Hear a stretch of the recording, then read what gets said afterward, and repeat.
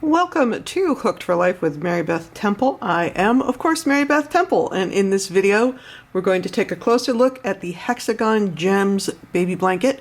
This is made in a DK weight cotton, so I will put a link in the description to the written pattern if you need it. The pattern's free on the blog, and of course you could always purchase an ad-free PDF if you want.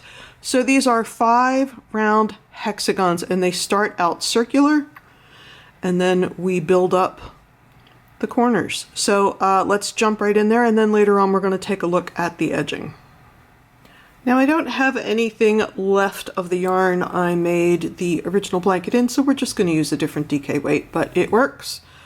No matter what DK you use, we're going to start with a magic ring, and to do that I have my cut end here, putting it over my index and middle finger, leaving some space in there.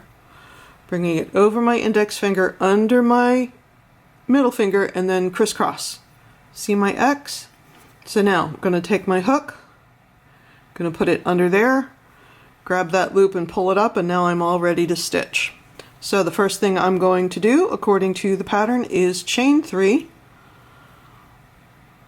which would be easier if my hook was in there. 1, 2, 3, and now we know from the pattern notes that chain 3 counts as a double crochet, and we want 12 double crochet in the first round, so I'm going to put 11 more in the round. So I'm just going to put 11 double crochet in here. Remember, that's yarn over, insert your hook in the ring, yarn over, draw up a loop, yarn over, draw through 2 loops 2 times. So I'm going to keep doing that until I have put 11 in here. And 11.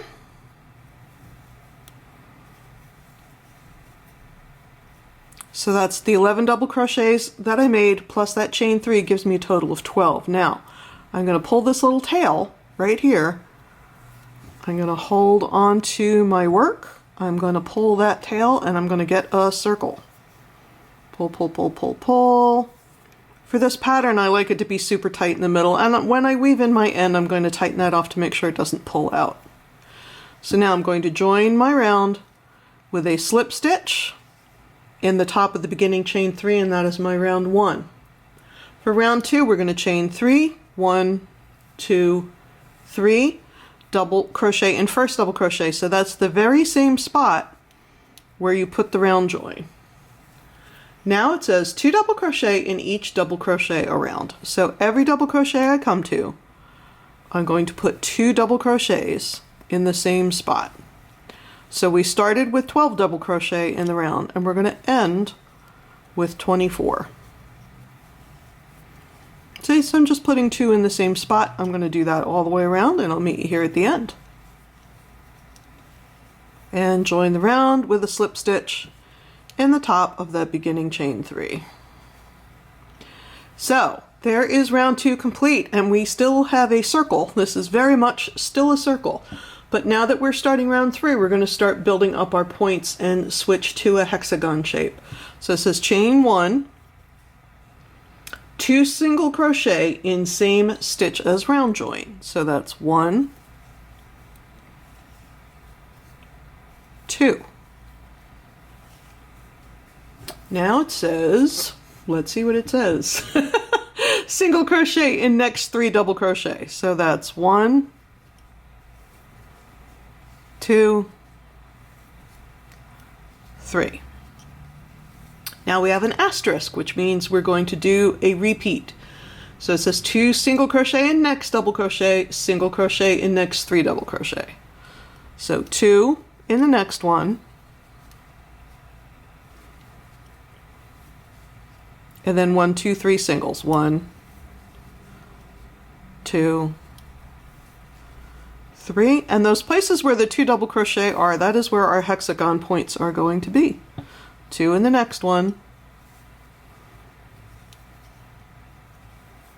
single in each of the next 3. So we're going to do that all the way around and then join the round.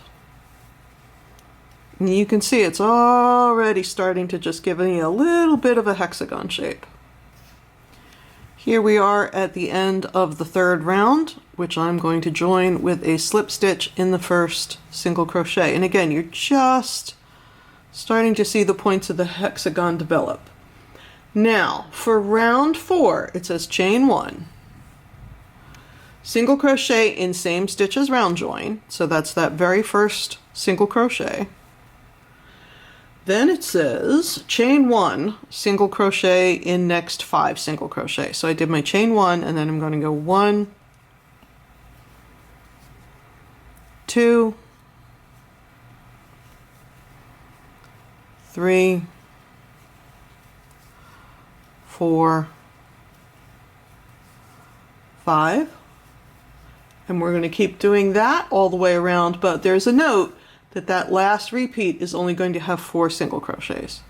So once again, we're doing the repeat, so it's chain 1, single crochet in the next 5, but when you do it the last time, it'll be chain 1, single crochet in the next 4.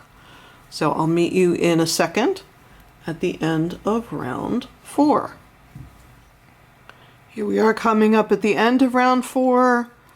Remembering that last repeat only ends with 4 single crochets because that's all I have room for. 2, 3,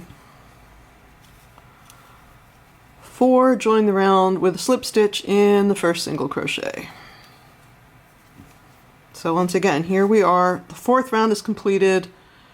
We're seeing a little bit more of our points develop. So here is the 5th and final round.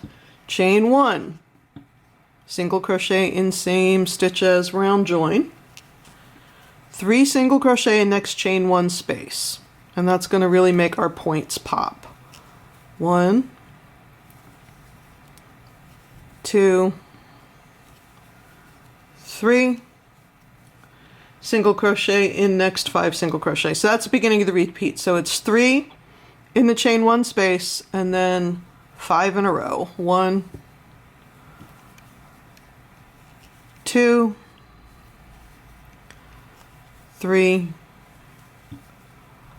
4, 5, which will bring me to a chain space. There it is. And I'm going to put 3 in there. 1, 2, 3, and we're going to do that all the way around. Once again, noting that that final repeat, there's only going to be 4. At the end of the round, there's only going to be 4 left, and once I join that round, I can finish it off. And you can see having these 3 in the points is making it way more hexagonal. So I'm going to finish this round and meet you at the end. So here we are at the end of the 5th round. There's my 1, 2, 3, 4 single crochets. I'm going to join the round with a single crochet in, with a slip stitch in the first single crochet, and I'm going to fasten off. Now I'm going to leave a decent sized tail, not super long, but I put all these motifs together with a whip stitch. And because of that, I like to use the tails to do some of the seaming because otherwise, holy Pete, are there a lot of ends. And the other thing I wanted to talk about, we're going to tighten up that circle at the beginning. I will also suggest if you're making this blanket that you weave in the little ends at the center as you go, because again, if you leave them to the end, what you're going to wind up with is 108 hexagons in a pile, and you're not going to do the finished work because you don't feel like it. So I pull it pretty tight, and then I might go under some of the stitches so they don't show on the front. And then I'm going to make a U-turn. I'm going to go back in the other direction. And I'm going to do that again just so it doesn't pull out as the piece is worn. But now I've essentially already crocheted over this tail when I got started. So I don't have to go too crazy when I'm weaving these ends in. I just want to make sure that it doesn't pull out. And I'm going to trim that close. And that's all she wrote there. So I'm going to make another one of these, and then we're going to talk about the whip stitching. All right, I turned the lighting down a little bit because these colors are popping. Anyway, so here I made another one, and we're going to talk about the whip stitch. So we talked earlier about using the tails as much as possible. I just think it makes your life a little bit easier. So I like to start my seaming at a corner, and my yarn is over here. So what I have done is I basically go to the back, just slide my yarn, kind of like I was weaving in the end, under those couple of stitches. just to get it where I want it to be. And now I'm going to bring it up through the corner, and each corner, so we have 3 single crochets in each of those chain 1 spaces. The center one of those 3 single crochets, that's going to be my corner. And the other thing I want to do, I don't want to have 2 tails right next to each other because that's kind of a waste. I want the other tail somewhere else so I can use it. So I've come up through this corner. Now I'm going to look for a corner on this one. So we have 1, 2, 3. So that's my corner stitch, and I'm going to go down on that one. Now they're lined up. Up on my side in the next stitch. Down on the other side. Up in the next stitch on the side that's closest to me. Down on the other side. Now, I have a tendency, because these are kind of short seams, I tend to put all the stitches in and then tighten them up to make sure that I'm coming out even, but you can also tighten them up as you go. And you can give them a pretty good tug because that tail is not going to pull out because it's attached to the end of my hexagon that I made. And I want to give it a pretty good tug because I want those whip stitches to recede. The reason I'm not crocheting them together, because somebody always asks, is because the crocheted seams leave ridges, sometimes really obvious ones and sometimes thin ones, but you can definitely always see a ridge when you do a single crochet seam together. And so the whip stitch is super flat, and I didn't want any ridges on this to irritate baby or mama. And I wanted the blanket to lay perfectly flat. So when I get to the corner, I'm going to stop. Now, if I had all 108 of my hexagons made, I might keep going. But generally speaking, this is what I'm going for. You can see that whip stitch is there, but it's pretty well recessed. Now look how flat that is on this side. And it's also flat on the other side. So, again, if I was making the whole blanket right here on camera, I would keep going, but that's close enough to for now to give you the general idea. The last thing I want to talk to you about is the edging. Now, I am not going to do the whole edging on camera just because I don't have 900 hexagons to work in, but there's a couple things I want to talk about, and again, the explicit instructions are in the pattern. And once again, because you guys never listen to the end, thanks for joining me. Please subscribe, yada, yada, yada. So there's 2 things that you're going to do. You're going to notice when you have your piece assembled that there's 2 different sides. This is the zigzag side, and you can see it goes zigzag, zigzag, zigzag. So that has one kind of instruction. Then you have your corner guy, and your corner guy is telling that you have 1, 2, 3, 4 sides of the hexagon showing, because that's going to have its own set of instructions.